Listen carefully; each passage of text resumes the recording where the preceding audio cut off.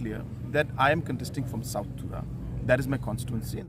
President ke NPP Conrad ke sangma ulaong baon Iakhun bet na South Tura haga election MLA banwan bat kamdon kanu ke jingkala Haduh Mynta ke Khyllipmat ke laiterik unopra Hajar Fuar.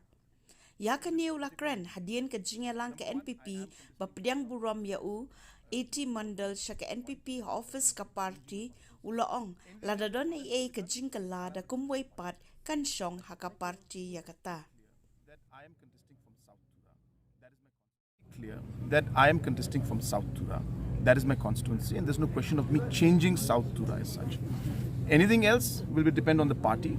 If the party workers, party leaders have something to contribute, have something to say, and tell me that, well, this is what I have to do, that we can think about it at a later stage. But as of now, in this particular moment, number one, I am contesting from South Tura. That is, a foregone point. There's no question of me changing my constituency.